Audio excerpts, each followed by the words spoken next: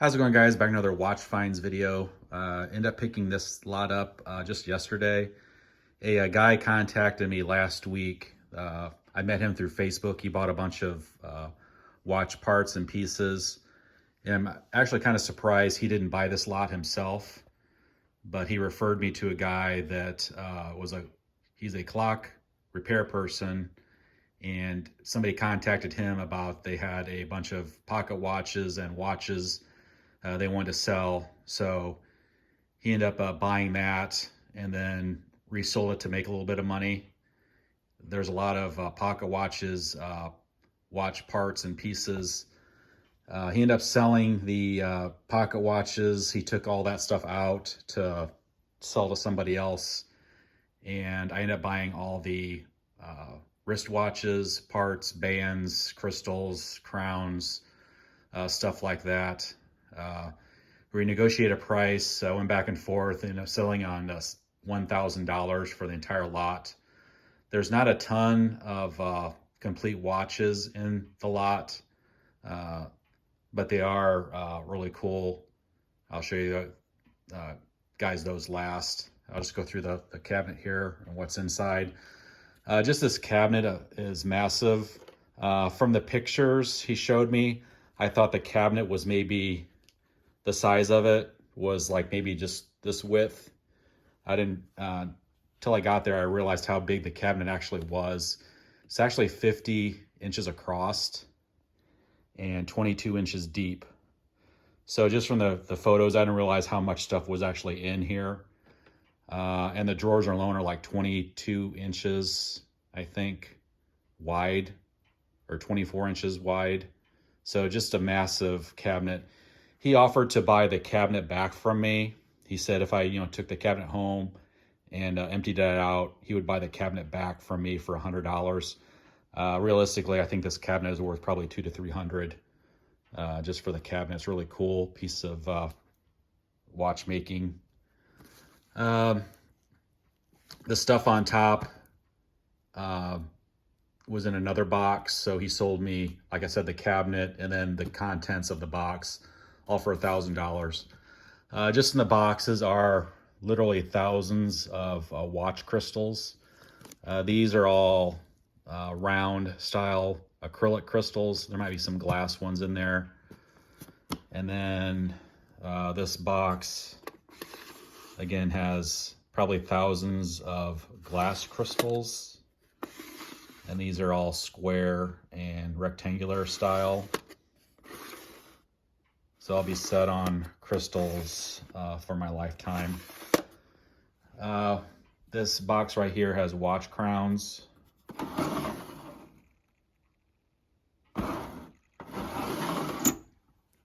And there's a book on watchmaking repair. And this little tool up here. And then all the drawers are totally full of watch parts, pieces, dials, movements, bands. A lot of gold filled. I'll have to go through these closer to pull out, see if there's any actually gold in here. I did pull out a little bit already, and I'll show you guys what I pulled out. So you can see dials and movements, cases. It's like there's a stack of gold filled right there. Ladies and men's watches. So again, lots of movements. And he specialized, I'm not sure if I said this, looks like he specialized in pocket watches and then watches that were pre World War II. So a lot of earlier watches.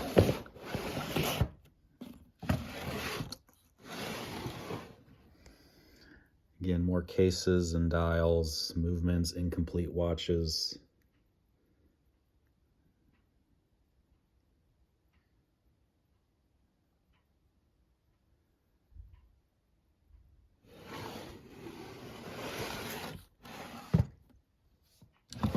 And that's only drawer 3 so far. Drawer 4, this one has A bunch of leather straps, probably lizard straps.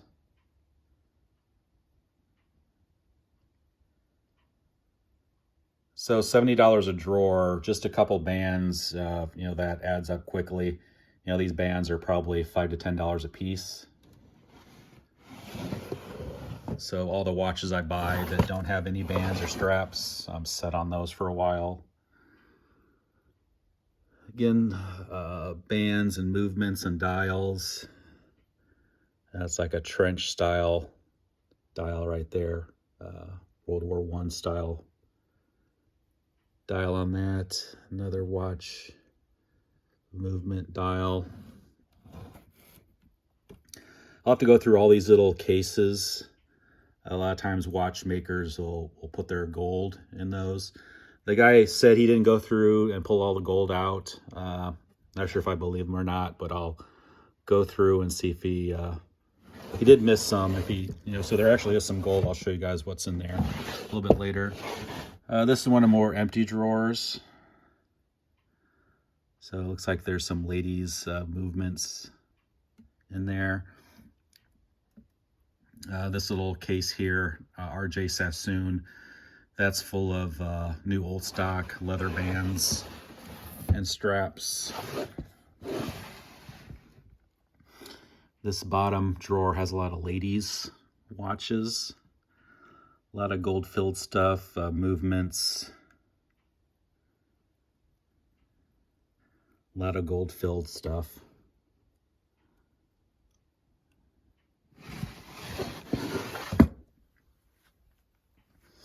Now I'll go to the other side.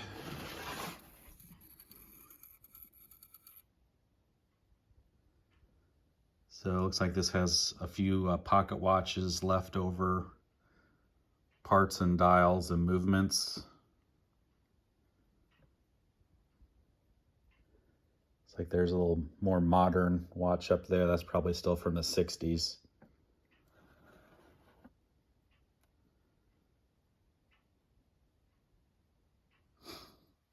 I did buy a Watchmakers estate a couple years ago, and I finally actually sold my last piece of that just a couple days ago. It was a bunch of pocket watch barrels, and that entire lot I just sold, and then just a couple days later I bought another one. So it looks like there's another trench style dial up there. Bunch of 1920s and 30s watch dials up in this drawer. Again, I got to go through all these little containers, see if there's any gold left in those. A lot of buckles and stuff. I have to see if those are marked. You know, some of those could be marked Omega or gold. Some spring bars in there. This drawer, more pocket watch movements.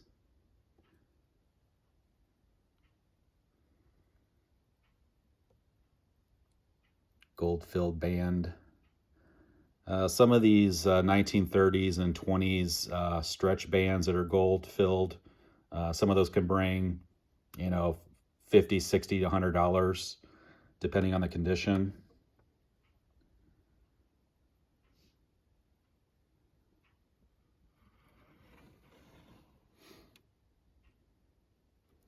It's like some more gold-filled down there, pocket watch, ladies' watch cases. Some more dials. These two cigar top label boxes, those are full of dials. There's probably 50 to 60 dials in each of those.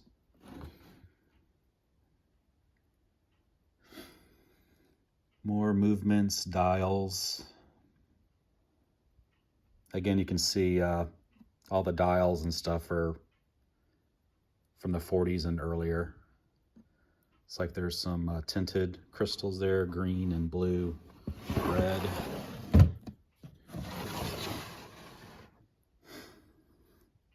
Some more movements in this one, bands, gold-filled. It's like there's a hands puller in there. Not sure what's all in these little boxes here. This is another heavy drawer. A lot of gold-filled bands, stainless steel bands. Have to go through all those and see if there's any Longines or higher-end labeled bands that are marked in these. Omega.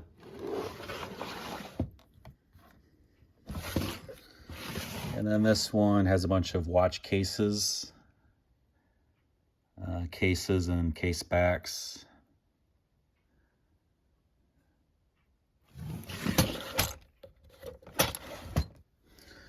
So there wasn't a ton of wristwatches that were actually in there, but the ones that were in there are really cool, unique. You don't come across this type of stuff very often at all. Did want to share this past week, went to the thrift store. Usually I don't find stuff like this at the thrift store. And it was $4.99. A working Hamilton pocket watch. Gold filled. I didn't wind it, but it does run, keep time. Gold filled for $5, something like that. Probably worth $125, $175 range. So a really cool find at the thrift store. Just going through the cabinet a little bit, I did find some gold already. So I'm not sure why those were in there, but there's some earrings. They're hollow, but still marked 14 karat gold. And these two tie holders or tie clips, and they're both marked 10 karat gold. So I don't think just the Wilts is marked 10 karat gold. I don't think the bar itself is gold, but still, that's probably $120 in gold, $140 in gold with everything there. Now the watches, some of these watches work, some don't. Some really cool trench style watches that I just don't really ever come across. So have this World War I era Crown watch. This one does not run, but in really nice condition. Probably my favorite watch of the group. This did have a crystal on top. It wasn't attached though. This SEMA, the cushion case, is missing the second hand, but the watch actually does run and keeps a really good time. I set it last night, and it's keeping a really good time. Saw a similar one on eBay that was complete, had the crystal and the second hand, was marked silver. I'm not sure if this one is silver or not. Doesn't look to me to be silver. I'll have to take the case back off just to confirm that. That one sold, had a best offer of something under $785. So I think this watch alone is probably worth maybe $400 range in this condition. And just this watch alone, plus the gold, gets me like half my money back already. But I will keep that for my personal collection, the trench watch, that one. Kind of a newer watch in the group, this Caravel, probably from the 60s. This is kind of unusual, the band. Not sure if this black is onyx and has like some turquoise on it. Really cool piece there. There's no markings on the band other than it says stainless. I'm not sure if that was something somebody made, but that was a cool piece there. Chas and Gehring. Another watch probably from the 20s or 30s. This unusual, it's a Waltham. So that's something that he like made himself. I think this might be another Waltham. It's kind of hard to see with the glare. Really nice condition on these. I think this one actually is running. This one was running. This one was not running. Again, just fantastic condition on these 1920s.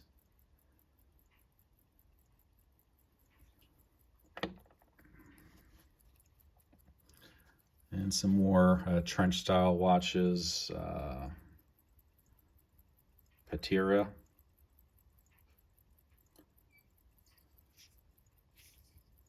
And that one's missing the hands, but this actually watch was running. So if I can find some hands to stick on there. This Elgin, put a see-through back on it. Another cool watch, another kind of more modern watch, I should say. It's probably from the 60s. This Timex Electric from West Germany in like mid condition. So the band is mint, the case back is mint, there's no wear on the case. It is running and keeping time. Again, I think this watch might be worth $100 by itself. And then these other trench style watches, a Waltham up here. You can see that one's running, very nice condition. That's probably, I'm guessing, a $200 to $300 watch right there.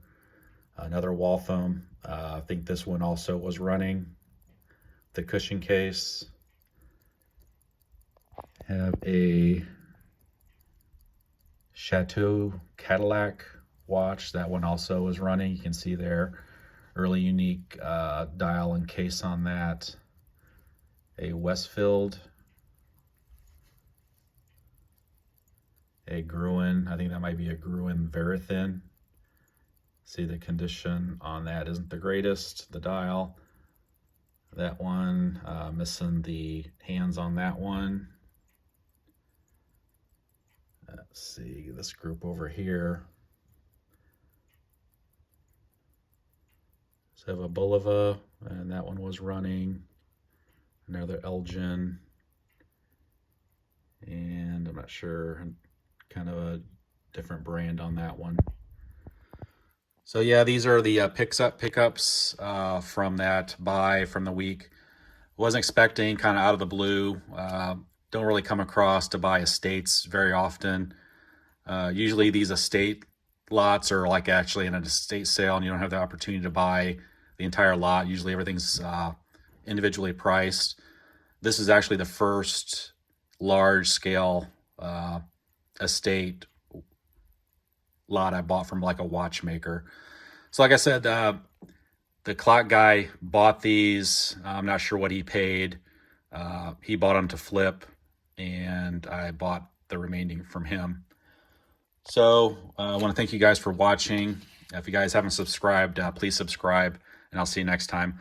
Another thing I'm going to do in the next couple weeks is, for the past, I think 3 or 4 years now, I've done my best watch finds of the year, and I'll be doing that in a couple weeks. I'll show you guys my top watch finds from 2023.